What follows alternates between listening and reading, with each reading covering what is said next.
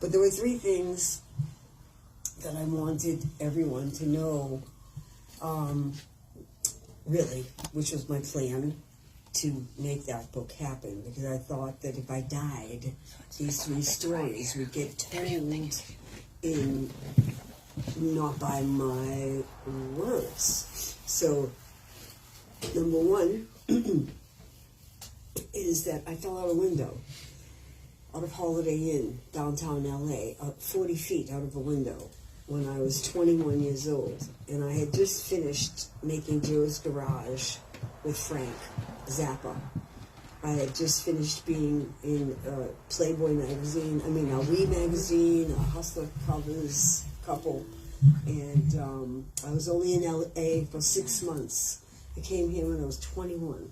Did all this stuff, worked with Frank, fell in love with Terry Bozzio, and one day, 6 months later, just 6 months, that was it, I fell out a window downtown LA out of the Holiday Inn, 40 feet, and I landed on my head.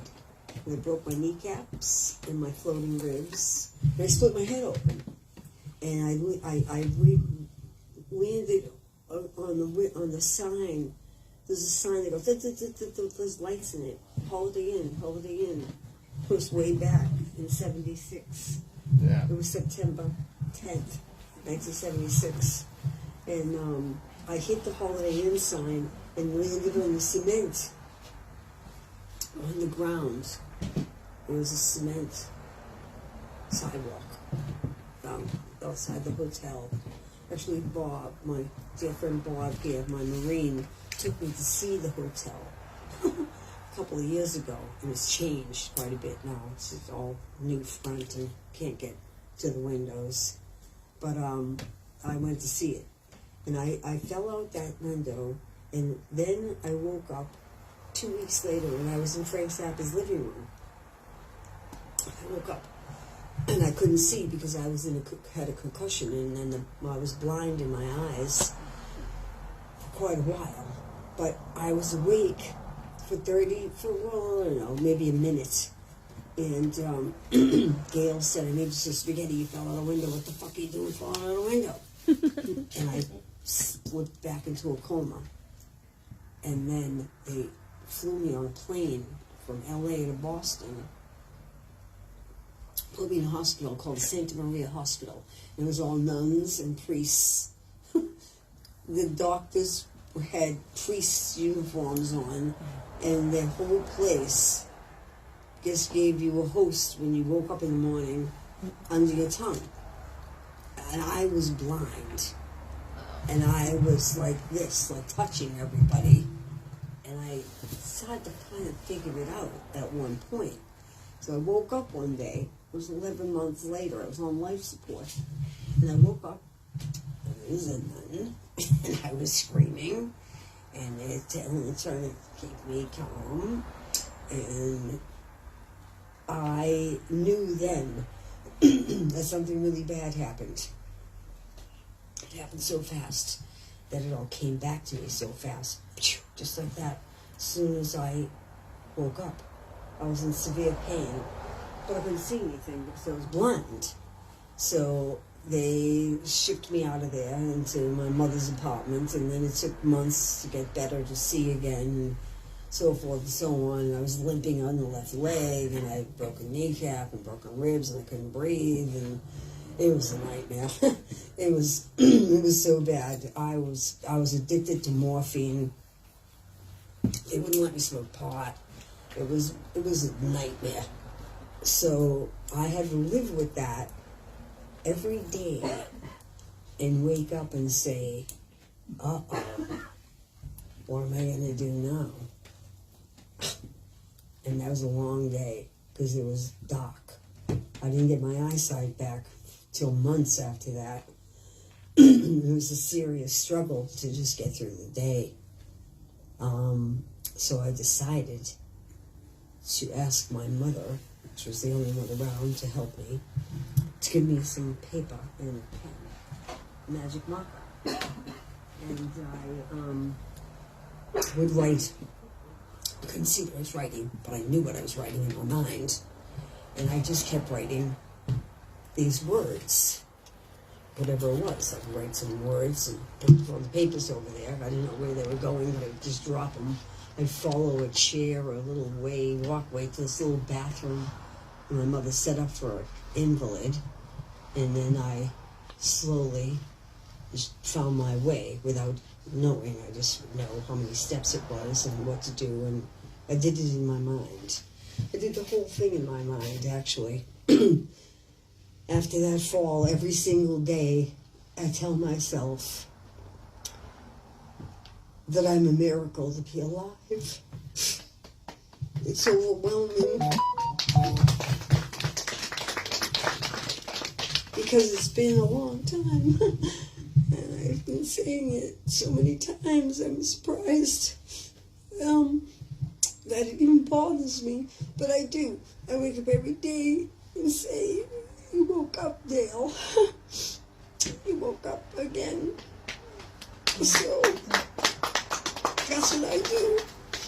I wake up every day. I try to sleep, but I don't sleep much. I'm a terrible sleeper. And I just try to be a good person, because I know just like that, just when you close your eyes, you could die. Just like that. It's so fast. They maybe won't know it when it happens, but it's going to happen sooner or later, just like it happens to our families and our friends. And when it almost happens to you, you really think twice about the things you do and the things you say to people and the way you live. It's got to be simple. You can't have extravagance. Extravaganza is trouble. And the more you seek, the less you find. It's all right where you are. It's all right where you are. I tried to explain it to you, right there, you, to tell you you don't have to go anywhere to look for what's good for you. It's right where you stand. It's right where you are. You are everything that you've done so far. You're everything. You're all those things. You're the muffins you bake. You're the dog you walk. You're that clean cat box. You're the perfect poached egg. All those things are so important to someone else that you forgot about yourself. And even though the days go by and you take advantage of being alive, and I know it's true, because the day I fell out that window, I knew I was falling. A security guard was chasing me. He chased me in my room. And he chased me to the window. He told me he was going to rape and kill me. He grabbed me around my neck and pulled me backwards and pulled me back in the window. And I put my foot out the window and tried to get away from him, because I wasn't going to let anybody tell me what to do. It wasn't rape. I wasn't afraid of sex. Sex? Go ahead. Rape me now. But it was because I didn't agree to the situation. It has nothing to do with anything else. Right. If you're not in agreement, you're not in fucking agreement. Right. That's it. Kissing you, eating an ice cream, walking down the street. Whatever the fuck it is. So, I rebelled against this fella seriously bad and told him to get the fuck away from me and leave me alone. And how could he do this to me? And to stop. And he wouldn't stop. And he had me around the neck, and I was choking to death. So I said, Dale, don't pull away. If you pull away from him, thank you. you're going to fall out the window. You're going to fall. And I looked. It was way far down. It was really far. It was far. I was on the 4th floor. I was in room 421. And I looked, and he grabbed me, and he was choking me, and I was choking. I couldn't breathe. And I just was fucking mad at him. I couldn't turn around and punch him in the head or do anything. He crippled me. Just crippled me. And I said, fuck. I pulled away. My conscience said, everything will be all right. It's fine. And I passed out. And I woke up 8 hours later, across the street, in the LA County emergency room. The doctor, I assume, some man, I never know who he is, where he is, who, whatever. He squeezed my hand. He said, little girl, thank God you're a miracle to be alive. Thank God for the rest of your life. I passed out again. I slipped into a coma. Established my whole life right there. I was 21 years old. I'm 69 right now. And every day, I remember that person squeezing my hand, telling me, I don't know who he was. I couldn't see him. All I know is I heard his voice, and I felt him squeeze my hand like it's right now. And he told me that I was a miracle to be alive, to thank God every day. And that's it. That was the answer. That's all I needed to hear. That carries me to today. Just tell you the truth. That's how I got here today. Because he told me that. And I don't know who that person was. He doesn't know. But he did to me. He doesn't know that he saved my life. He saved my life. Because when I finally could see what happened, it didn't look too good. It didn't look good at all. I was all fucked up. I was walking sideways. And he shaved all my hair off. And I had a big fucking couch on my head. I couldn't stand it. I couldn't stand it. I was so afraid. I thought someone was coming to kill me every time I turned around. I still sleep with the lights on. And I only met one other person, which is the number 2 story. That's afraid of the dark. I'm so afraid of the dark. Terrible. Because when you wake up and you can't see anything anymore, it's like a trick. Somebody tricked you. And eventually, the eyesight came back. My gratefulness has never left. But Prince told me he was afraid of the dark. He was such a little munchkin. And that was the number 2 reason I wrote the book, is because I knew everybody was so afraid of him. And he was just a little kid. He was probably the scaredest kid in the room. And he was so afraid that everybody got afraid of him. It was fascinating.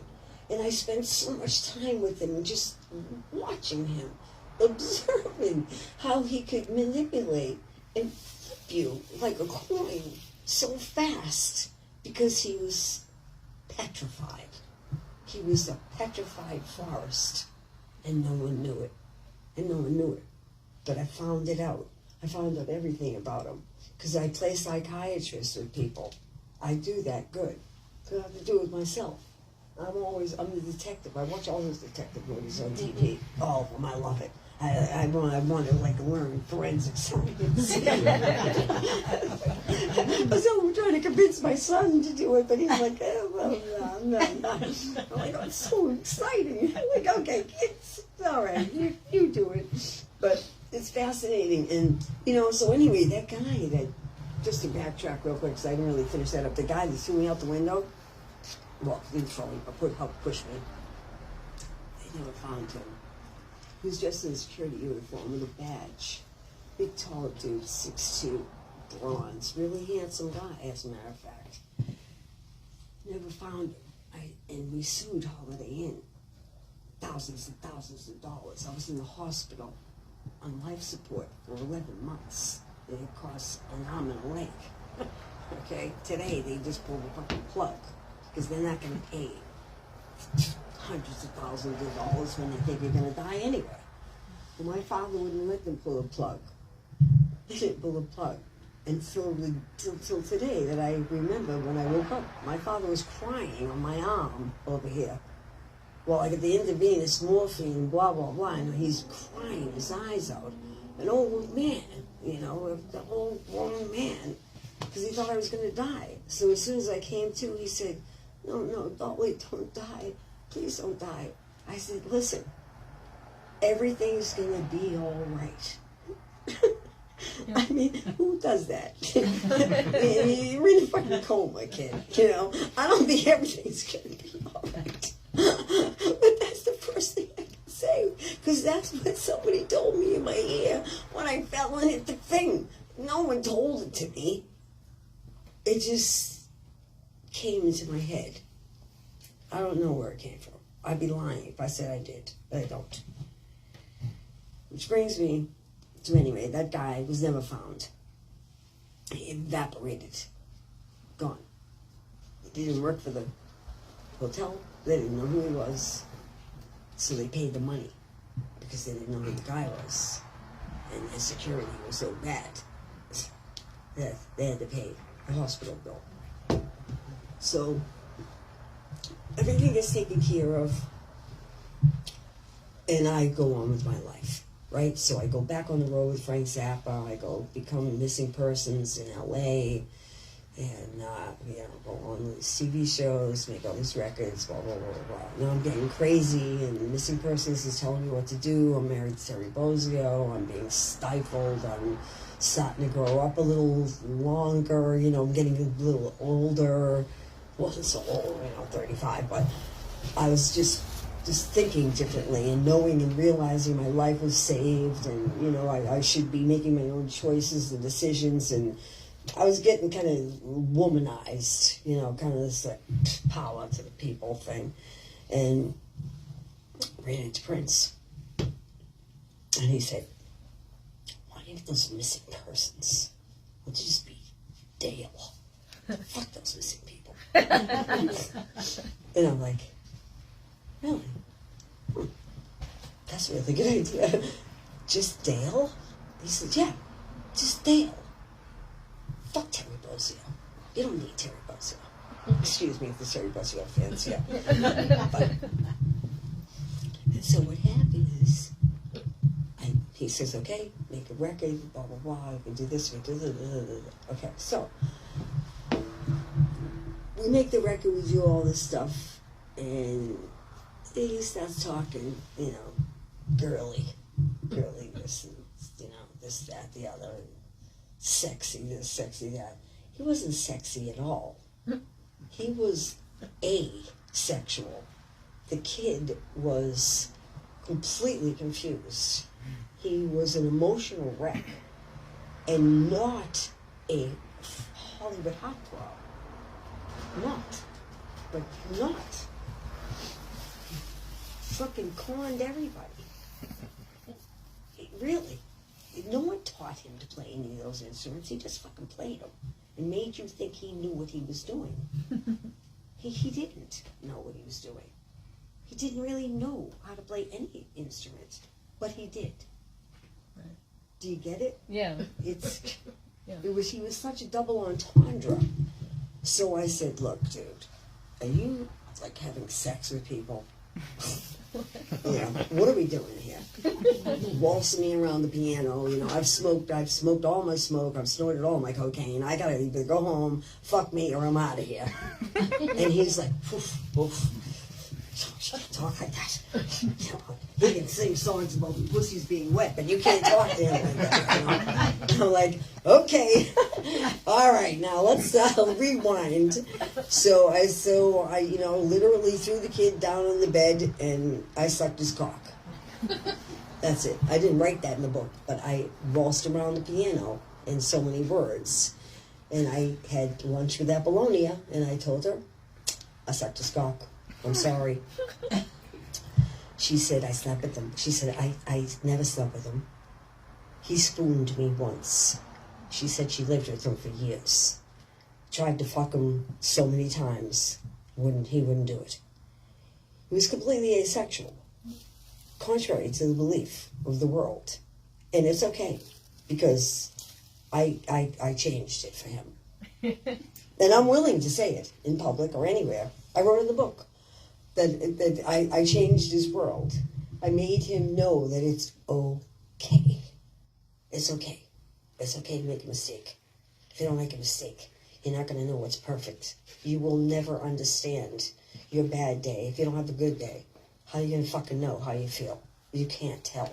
And you can't have someone tell you how you feel, because that's not true. I made him be himself for at least a few minutes. But then he's back to the whole thing again. He's like, you know, that didn't happen. This is unreal. And then he literally went on the ground and begged me to marry him, crying. He'd take me right now. Right now it's like 4 in the fucking morning, you know. And I'm like, no, we're not marrying you because we didn't fall in love here. We just did a little finagling. This is not love. It's something else. And I tried to put it in perspective for him, for my own self. I wasn't going to fucking marry him. I wanted to be number one. I want to be number one. I want to be him. I don't want him to be me. What?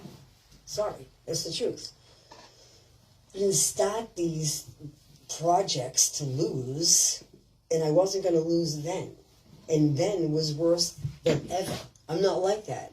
I've calmed down completely. My life is like a sponge now. I'm happy to sit on the couch, watch TV, watch The Godfather again 7 times. I don't care. I can do what I want to do, even though I always do what I want to do. And I've always done. So that was number 2, Mr. Afraid of the Dark. That's it. I took him to a different place for his self. Not for me. Not for me. I didn't suck his cock. Please. Not important. Today. But that moment was important for him to know it's okay if you say it's okay. Only if you say it's okay. That's the thing. It's okay to agree, even to something bad. You know, I mean, who's going to judge you? You might not get caught. Someone might never know. But you will. But you will. And that's what it's all about. And that's what brings me to number 3. Frank Zappa. Frank Zappa saved my life. He called me after I fell out the window on the real phone, my mother's house. And he said, we're going to Europe. I fell out a fucking window. Why'd you do that? I said, I didn't do it on purpose. Well, I can't go anywhere. I'm on morphine. And I can't leave the country. And I'm sick. He said, yeah? Well, get better. Coming over tomorrow. Car's picking you up. We're leaving. We're going to Europe. But not going without you. And I took a deep breath, and I was so fucked up. I was limping on this leg. My ribs were still not right. They're still not right today. I have to sometimes lay down flat. If I do something go the wrong way, and I got to put them back in place. I literally do that. I've learned over the years how to replace them when they slip out, because they do. I need both my knees replaced. The doctor said, "Wow, did you have some kind of impact on your knees?" I said, "How funny, you should just notice." He said, "Looks like your knees got smashed by a hammer." I said, "Really? Is that what they look like?" I never saw knees that look like that. I go, "That's funny." That's so funny that I thought it was myself. I said, "Geez, that's really funny they're saying that to me. I can't believe he sees my knees smashed. It's probably 40, about 50 years ago I fell. I was 21 years old. It was a long time ago. It's even crazy to talk about the same story. But you know what? What do you think we got a whole life of? Memories. They're all memories. Did you see Blade Runner? That's all it's about, is memories. And they con you into thinking you did all these things in a photograph. Really. Your parents do it to you. And if you don't have any, you're going to brainwash yourself. And I'm sure you've done it. You do it to yourself when you watch TV. You think you're that beautiful girl that just married the Prince of Wales. You know? Or you're that guy with that beautiful blonde. Holy fuck, how did I do it? I did it. I did it in my mind, I did it. But did I do it? And that's how it gets. That's how everything gets. And when Frank said, "You're going," and I said, okay, Frank, I'm going. I hung the phone. I could barely see. I could barely walk. I was so fucked up. And I packed my bag, and I got an umbrella for a cane, and I put a big cowboy hat on, and I said, "I'm going." And the car came at 9 o'clock that morning, and I went out front, and I said, "Mom, gotta go. Going to Europe. See you later. Bye." I gotta go. She said, "You're out of your mind. You're crazy. What are you doing? You're on medicine. You can't do this. You gotta go to the doctor. You gotta get a CAT scan. I went, "No more CAT scans. No more dying. No more blood clots in the brain. I don't fucking care. Okay? I'm going away. Goodbye." I was such a kid. I was 22 years old. I fell 40 feet out of a window. Got up, got better, and left town again. I went back to LA for more. I went back and hit the streets. And Frank said after we did the Europe tour, Frank says, "Okay, now what we're going to do is you're going to go home. You're going to put a band together. You call yourselves the Cute Persons. And I'm going to get all this music together for you, and I'm going to produce it. I'll do whatever it takes." I'm looking at him going, "What? We're not doing that." Frank said, "Yeah, that's what you're going to do. You're going to be the biggest band LA ever saw." And we went, "Okay, well, we're not going to be called the Cute Persons. That's for fucking sure." And so we started thinking of a band name. That's what we started thinking of. Forget about the songs. That didn't matter. But you know what I did? With those pieces of paper and the pencils, and when I woke up after I felt the window, I started writing things down. I wrote, "All I want is a window to look through." All of my songs. I wrote "Destination Unknown." I wrote all these lines to these songs, "No Way Out," because I realized there's no way out of here. And then I'll just tell you that, the record I just wrote called Hollywood Lies, all about suicide. It was my husband, or the second husband I married, moved into my apartment building. A year later, he committed suicide. Next door to me, right in front of my eyes. Didn't see it coming. Can't believe it even happened. But he did it. He committed suicide right in front of me. People do it every day. They think they can check out of this. They think. There's no way out. There's no way out.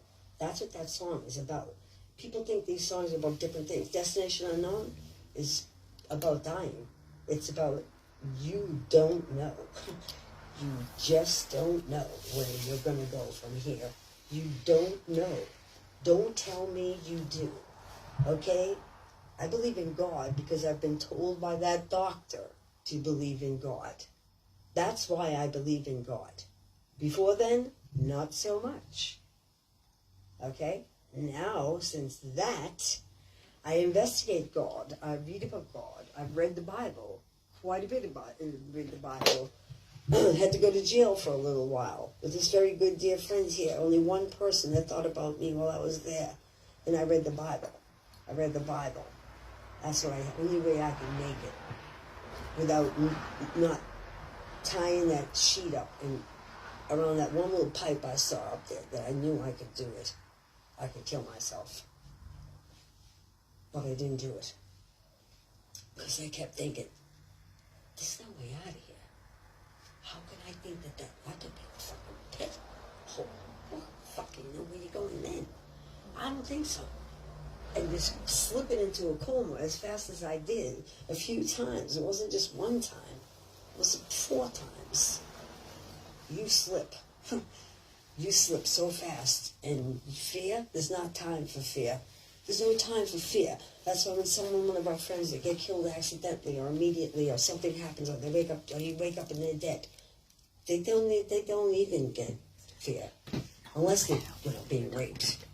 That's a different story. Girls fear that. They fear being taken against their will. Not men. Men don't fear that. They thrive on that. There's 2 big, serious situations in this world. And then you don't really know that until your life is on the line. And then it's too late.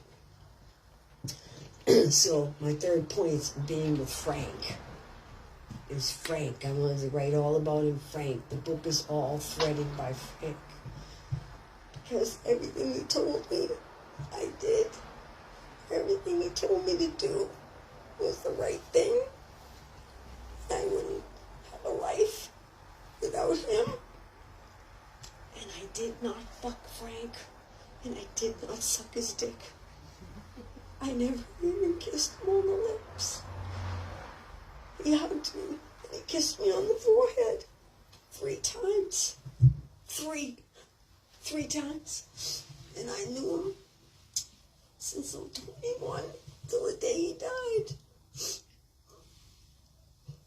I sat with him and he cried. And I told him I love you. He told me he loved me. I said, what will I do now? What will I do without you to tell me what to do? He said, sing until you don't want to sing anymore. And then be a news reporter.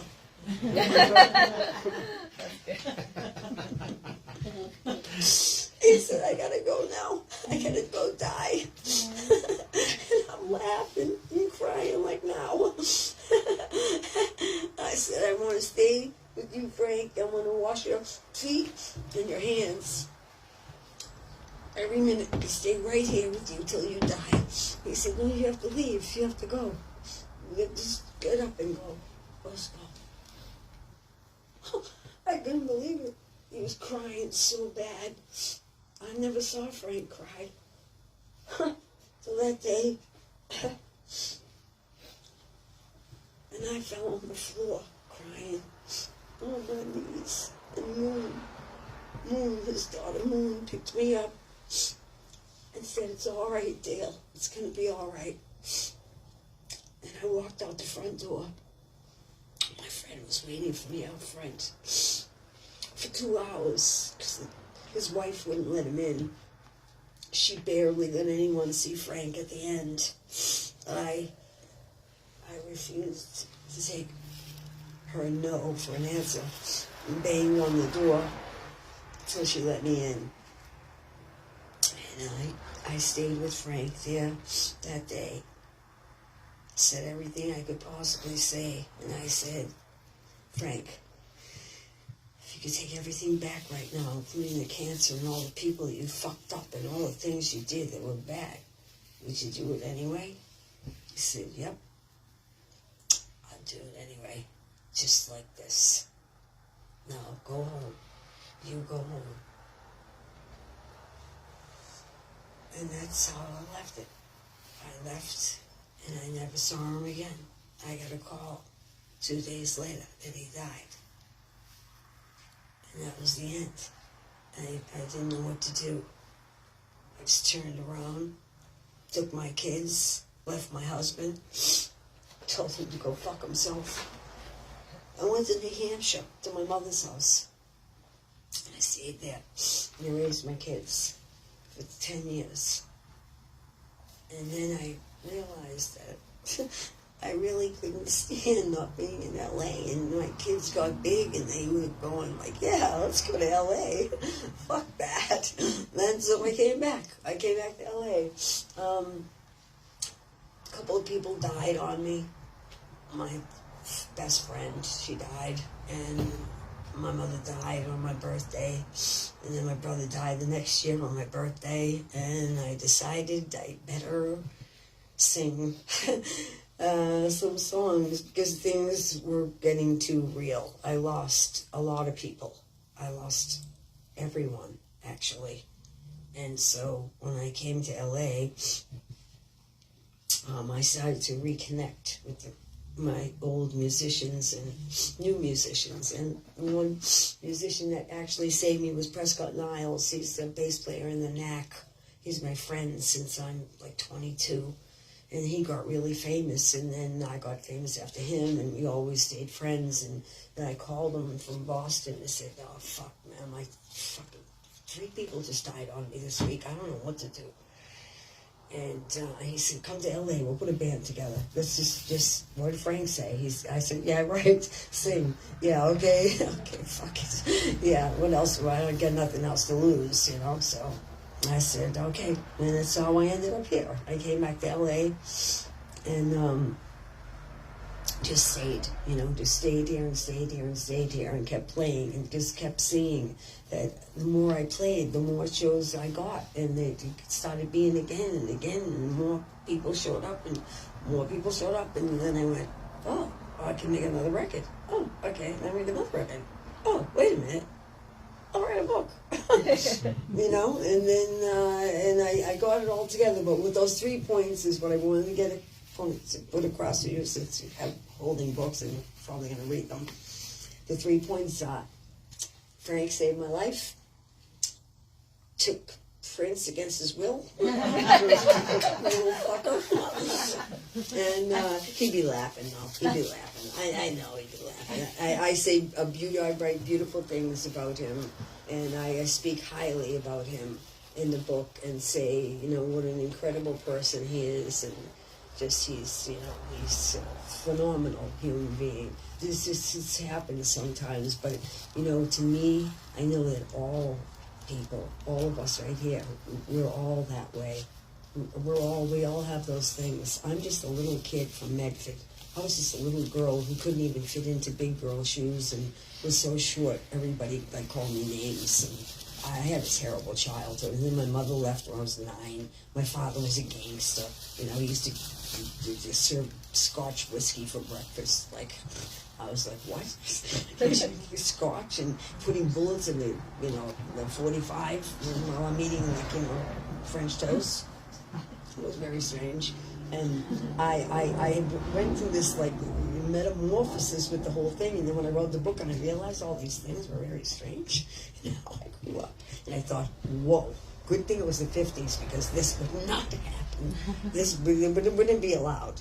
And the most incredible thing is, if I wasn't raised by my father, I wouldn't have the courage that I have, and the idealistic thoughts of myself that I feel so important and so special to have, being graced this life, and being able to have what I have, and being able to have the people in my life that have been my friends just because they liked me. I didn't have that. As a little girl, I was completely abused and annihilated and not right. It wasn't right. That just wasn't right. And so, when I see it all now and know how, you don't have to live by the gun. My father told me, when your mother comes to the door, you better tell her she better run as fast as she can, because I'm going to blow her brains out. and if you don't want me to blow her brains out, will you please tell her to leave? And he wasn't kidding. There were guns at every door, and we lived in a big, giant Victorian house, and he was a very, very, very demanding person, and he said jump, and you flew. It wasn't, he said the sky was green, and you said, yep. He said, it has yellow polka dots, too. And I said, yep, exactly. And that's how I was raised, just like you do what I tell you to do, and that's what you do. And he would say, you're going to be a movie star. You're going to be a movie star. Bigger than Jean Harlow and Marilyn Monroe. No one will compare to you. And every day he would tell me, you are the most beautiful. There's nobody like you. No one, there'll never be another person like you. You are the only one. You are so special. You are everything to me. The world rises and sets on you. He brainwashed me, okay? And when I really left that house, I went, what is going on out here? I didn't even leave my house. I didn't have to leave my house. If I wanted a bunny rabbit, Daddy got the bunny. You want a pony? We got the pony. You want the crazy car? We got the crazy car. You want a little helicopter? We got the helicopter. Because my mother was gone. And he was so in love with my mother. All he did was cry day after day after day after day. She never came back. She didn't come back. So it was very devastating for me. And when I was 9, my brother went to Vietnam. When he came back, he was all fucked up. His friends all got killed. He was all fucked up. And he said that this country was shit. This is fucking insane. This is not what we're living here for. And I'm going to rob a bank. And I went, all right, okay, good idea. But he was young. He was young. He was 21. He went with his friends. They came back from Vietnam. They robbed a bank. They kidnapped the vice president of the bank, and they robbed the bank. The FBI was there. They took them all down, and they took my brother to jail. I was 9 years old. Went to the front door, and they said, we have your brother in prison, in jail right now. Where's your father? My father went to the door. They told my father. He fell down and had a heart attack. And I turned around and went, okay. The mother went south, the brother robbed the bank, and the father just dropped dead. Okay, right. So I thought right then and there,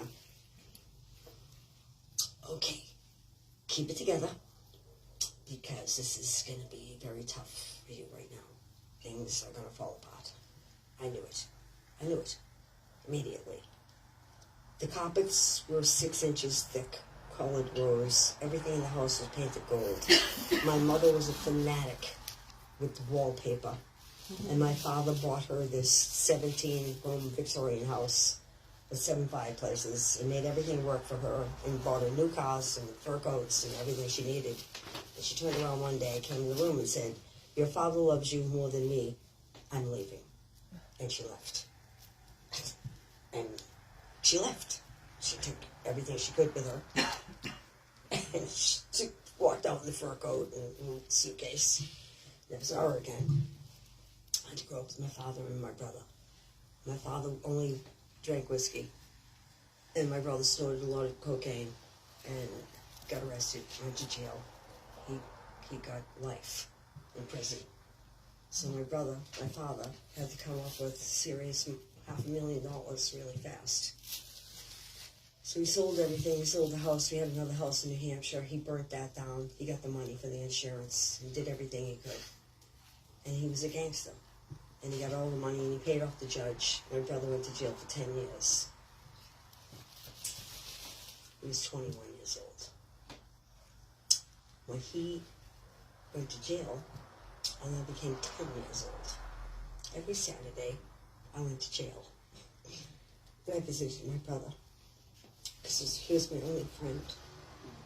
And I visited him for 10 years. For 10 years. At the end of the 10 years, I drove to Hugh Hefner's house to be a Playboy bunny. I had an appointment with him that day. I told my brother I was leaving for California. He was going to get out in about a month. I had gotten a driver's license so I could purposely drive myself there on Saturdays to go visit him. And I did. And then I was old enough to drive myself to California. And I did that too. And I drove to Hugh Hefner's house on February 10th, 1976. I'm going to wrap this up. And this is what leads me to Frank. So I get my appointments at 10 in the morning. And then I come in. And Hugh Hefner is standing at the top of the stairs up here. Big set of stairs. He's up here. He's got a pipe in the sand. He's got a little smoking jacket on, right? He's going like this, or whatever. He's fidgeting. I said, Mr. Hefner, I'm here for my appointment. Will you come downstairs now, please? He waves me up the stairs. Now, I'm from Boston. And you cannot tell me what to do. You cannot. You couldn't tell me then, and you really can't tell me now. Yeah. I said, I'm not coming up the stairs. Could you please come down the stairs? Now here I am in his mansion trying to tell him what to do. I realized that after the fact. He's looking at me like, are you fucking kidding me, kid? Get the fuck up here. Let's go. I knew from all my bunny friends in Boston, because I was a bunny for 4 years. I was a billiards bunny, and I shot pool. And I was really smart, and I'm really good at playing pool, okay? I took them all out. And I knew from all these chicks that went there, they were centerfolds, they were thises, they were thatses. They had to do the dirty, okay? They had to. That was the ticket in. Needless to say. The guy is dead. He's in Westwood Cemetery. I go there and I told him, I said, you know, I think you're a fucking idiot and I'm still fucking pissed. And I don't have anything more to say to you. Anyway. And you're lucky to live next to Marilyn Monroe. Right? But anyway, so the point of the matter was, Hefner would not come down to the meeting. And I drove clear across country to meet him there because I was going to go be the centerfold and I was going to be the heart on Valentine's Day at the front door. So I was there on February 10th. He wouldn't come down the stairs. He refused. I said, okay, I have a previous engagement. I got to go. I turned around. I walked out the front door. I was so fucking pissed. I was so fucking pissed. I got in my car. I lit up a joint. I was driving a Firebird. It was a 1969 Firebird, Recaro seats, convertible, navy blue, black interior, black rag top. And I drove that all the way from Boston to California to meeting with Hugh Hefner. I'm very serious about the things I do, all the time. I got in my car, I turned around, lit the joint up, and I peeled out of that place. I was going so fast, and I didn't know where I was going to go, because I had no money. I'm on dead eat. I have no money. I have nothing. And now I don't even have a job, and I drove all the way here. You don't have a cell phone. I didn't even call my mother. I'm devastated. So I was like, oh my God, oh my God, oh my God. I knew I had a guitar player rehearsing at SIR Lots, Studio Instrumental Lots in Hollywood. I went, okay, left must be Hollywood. I just went that way. And I saw up and asked some people where it was. Down there, down there, down there, down there. I keep going. I find it. I pull in. I pull the car in. I go, oh fuck, I'm on Debbie. Oh God, what am I going to do now? I get out of the car. I'm going to look for my guitar player, who's this aimless, stupid guitar player from Boston. Not a moneymaker. He's just a poor kid. I go looking for him. I hear this music, and it's Frank Zappa's music. I'm going to wrap this up. I hear Frank Zappa's music, and I go, oh my God, that's Frank. 15 minutes ago, I walked out on Hugh Hefner, okay? My life just went down the drain. okay? I'm a Playboy bunny for 4 years. You do not walk out on Hugh Hefner. Do not do that. You are destroyed now, okay? You were supposed to go in there and suck his dick and shut the fuck up. I didn't do it. Good. So, Frank Zappa's music's blasting over here. And I go, okay, that's Frank. That's Frank. I had met Frank briefly when I was a young kid back in 72 at a concert, one of his concerts. Anyway, long story short, I go to the door and the sign is a big giant, it's like a semi-truck door, and there's the big sign on the door and it says, little girl, no, it says the little girl, be a miracle to be alive. That's the last paragraph. It says, if you value your life, do not open this door. I thought about it for a minute. And I thought, what does that really mean? Whose life? Your life? My life? What? What life? So I just kind of like went like this a little bit. Like I wanted like this, like a, I'll just touch it. Like touch the sign a little bit. It's freaking and blasting. They don't know I'm there. You know, no one knows I'm there. It's a big, tall ass, some giant place. I go, all of a sudden, the fucking semi-door went, fucking all fucking doors from down there to down here. And you drive the semi-truck in, and the whole thing went up. And Frank is standing right there. He goes, what are you doing? You open the door. I go, I did. I opened the door. And he goes, what are you doing here? You're the girl from Medford, from Boston. I go, you remember me, Frank? He goes, how can I forget you? What are you doing here? Why'd you open the door? It was like old home week, right? And so I was like, oh, Frank, you wouldn't believe what just happened. What happened? Right? Like I knew him my whole life, right? I go, you wouldn't believe what happened, Frank. I just went to Hugh Hefner's house. He wouldn't even talk to me. I just drove here 3,000 miles for the last 5 fucking days, right? He goes, you did? You drove all the way from Boston? I go, yeah, my Firebird's in the parking lot. I'm on dead eat, and I am starving. I'm so hungry, and I don't even have a job. He's like, really? Okay, we'll get some apples over here. And I'm going to put you on the payroll. You're going to be Mary. And I'm going to go, I'm going to be Mary? What does Mary do? I could do some housekeeping. He goes, no, Mary's gonna sing. You're gonna be Mary on Joe's Garage. You're my missing link. You're my Mary. We start tomorrow at noon. We could make the record tomorrow. I go, oh no, Frank. I can't sing, Frank. I came to Hollywood to be a movie star. He cracked up, fell on the floor, laughing, like hysterically. Hysterical. And I started laughing. I go, that's so funny. I go, I come to Hollywood to be a movie star. That's what I'm doing here, Frank. I was supposed to be in the magazine. I was supposed to be sleeping with Hefner tonight. Shit. And he goes, well, Terry Bozzio will take you home. He'll take you out to eat, he'll put gas in your car, and he'll take care of you, okay? Little did I know that there was the Terry Bozzio. So I said, okay, it's Terry Bozzio. He goes, this is Terry Bozzio. He's the drummer. This is Patrick O'Hearn, which was going to be in my band of Missing Persons. And this is Eddie Jobson. I went, okay, hello. He said, okay, well, you come back here in a little while, and Terry will take care of you. And then tomorrow, you'll be Mary. I'll pay you $500 a week, dental included, and food, whatever you need.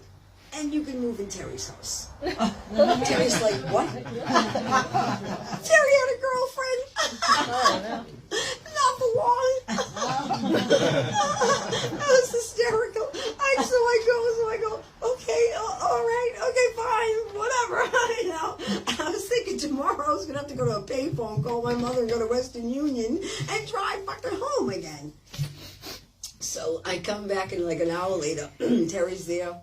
Hanging out front. He goes, you ready to go? Frank, let's go early so we can go to the studio. And I go, really? He goes, yeah, come on, we'll take you to eat, get the food, get the gas in the car, let's go.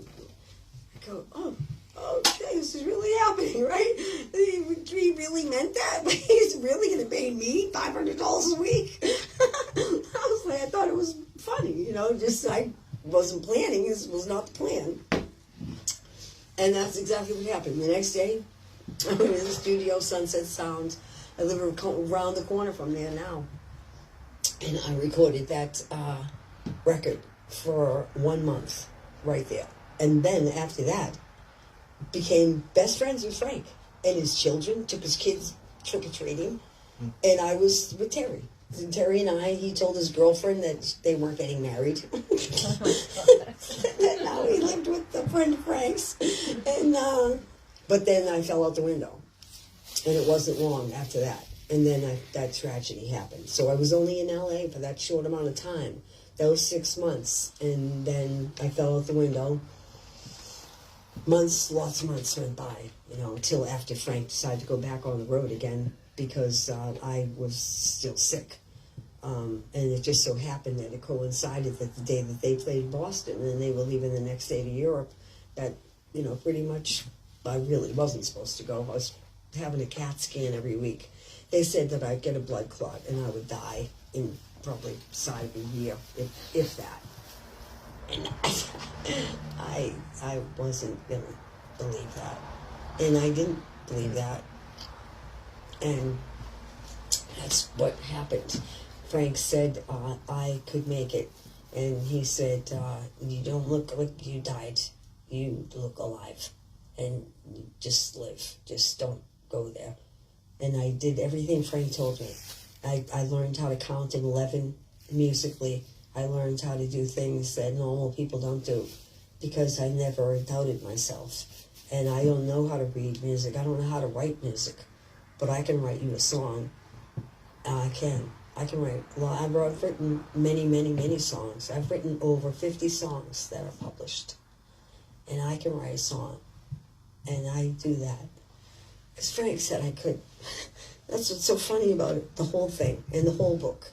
And I dedicated everything that I do to Frank and that fucked up doctor that squeezed my hands.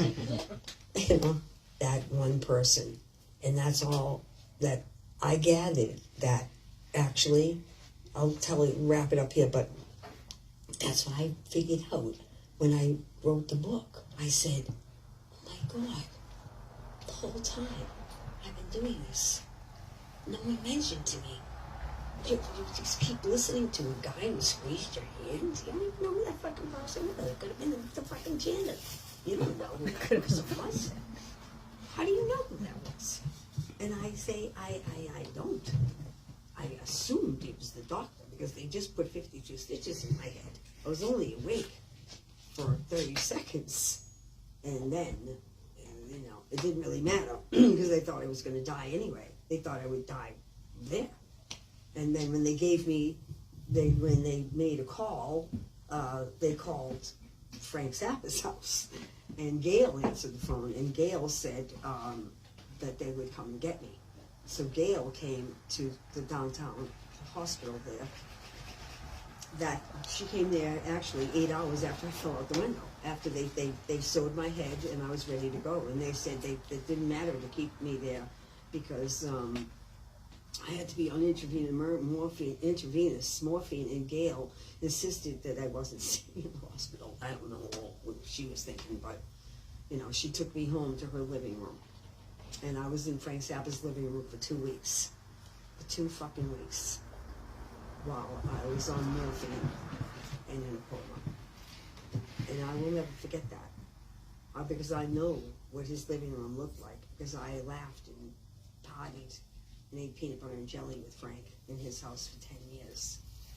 With Terry and Warren, Patrick O'Hearn, Eddie Jobson, a lot of people.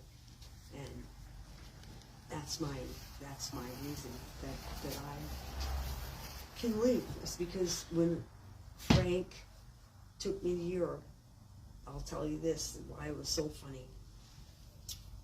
We landed in Berlin, went across the street to this hotel. He said, "You hungry?" I said, "Yeah, a little bit. I'm hungry." He said, "It's okay. Don't worry. We're going to get those morphine pills for you. Drugs here are free. Don't worry. We'll get those drugs for you. Go ahead and get them." Right? And Frank was against drugs, but he let me smoke pot and take drugs. Don't know why.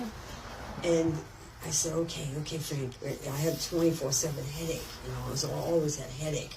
So he's like, "You better get any weed. She needs some weed."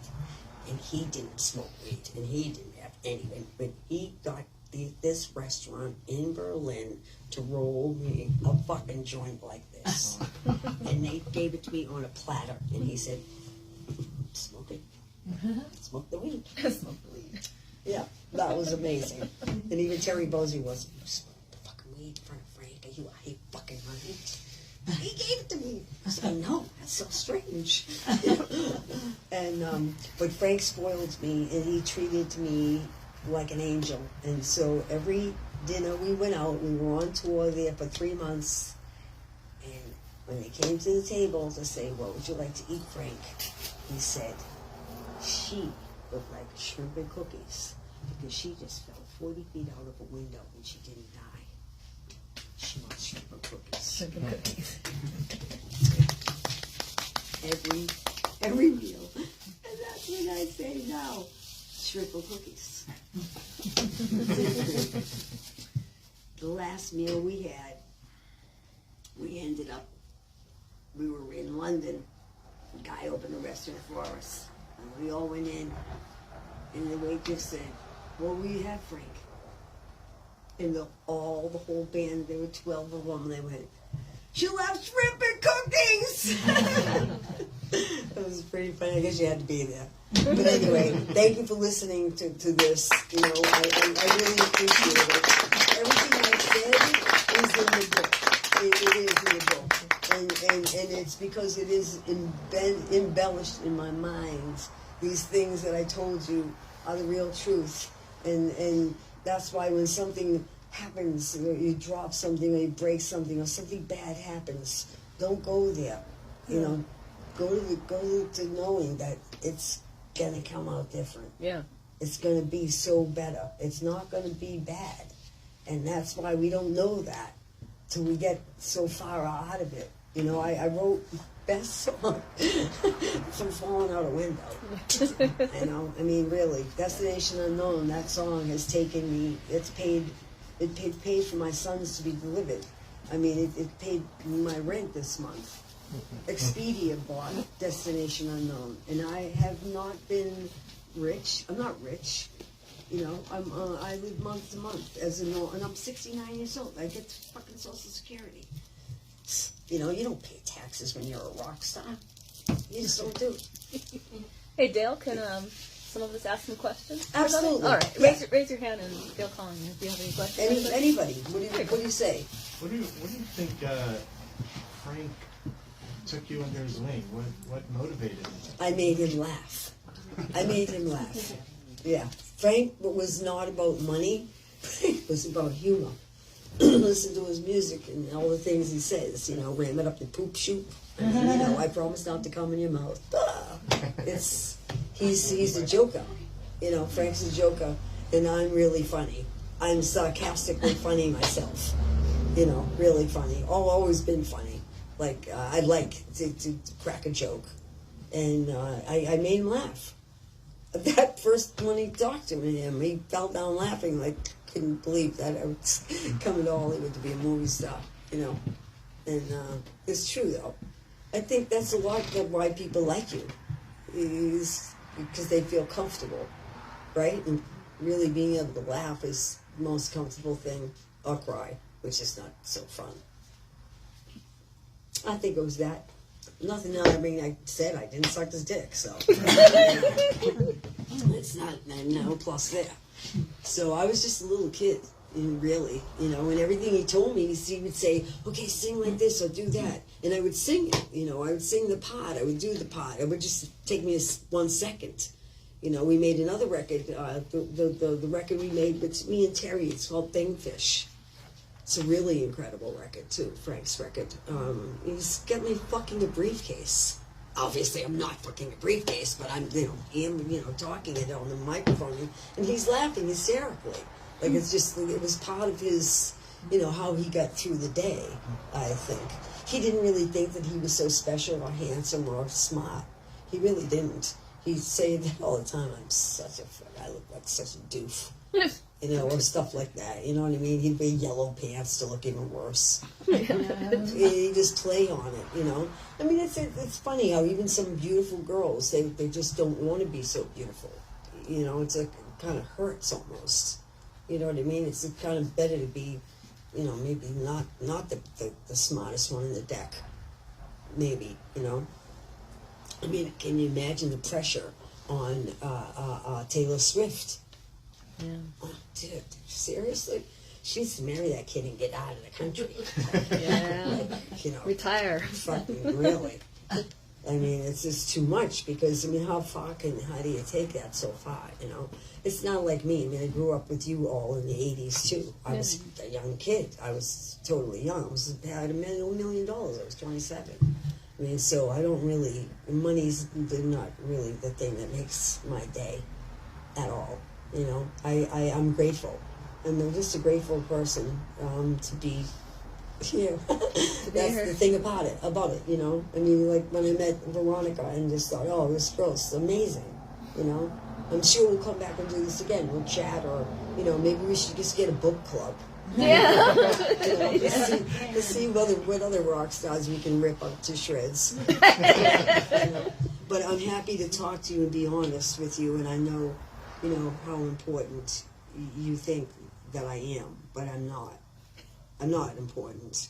But what is important is that you listen to the things that have happened to me, and maybe they won't happen to you. That's all you can do, is to hope that someone doesn't have to be in pain or be hurt. Like they say, oh, you should never have your kid die on you. Well, have your mother and your brother die on your birthday, and your son has the same birthday. And it's not so happy anymore either. My birthday was just the other day, and I looked at my son and I went, oh, please don't die today. No. Please, let's just get one more year out of this. Let's squeeze it for a little more. But just that's all I can say, is I try. I try to do the best I can, and, I got a bunch of poems in there, too, which I think are really good. If you look in the book, they're really good poems. I wrote a few of them to some friends of mine. Does anybody else have any questions? I got a question. Okay. What's your shoe size? My shoe size, I get my shoes by Free People, is 6.5. You're 6.5? Yeah. Used to be a 6. Me too. But I'm not with these long, they're kind of biggish. But they're really good. Free People. I love Free People. It's a good brand. This is called Free People. That's gorgeous. Free People shoes, Free People everything. Yeah. I love Free People. Two chicks started that, from LA. Mm-hmm. Two girls from LA. Yeah. Very smart. Yeah. Excellent. Well, I love you. I have one really quick. Okay. Could you sing a quick line for us? A little something. Not to sing a whole song, but like could you sing like a verse? Yeah, like a verse. Yeah. There you go. I sing at home all the time. I know my son's in the other room. What is that? Do you hear me? Do you care? Do you fucking care that the how long those bags of trash have been sitting out there? Recycling around. You gonna take it out? He goes, I will. I told you I'd take it out. I go, no, I'm taking it out. And then I go to take it out, and he's fighting with me to take it. I go, what? Now you want to take it out? No, I want to take it out. I don't know how your life lives, but I'm more recycling than I have ever seen, ever. Like, and my building is like, oh, don't leave that over there. Oh, don't put that down there. Oh, don't put that. I'm like, dude, are you kidding me? There's so many homeless people. They come to the trash. They take it out. Yep. Yeah. I put it back in. They take it out. I'm like, I finally came out one day. The girl's standing in the trash bin. I said, let me just ask you a question. Do you know you're standing in a bin full of trash?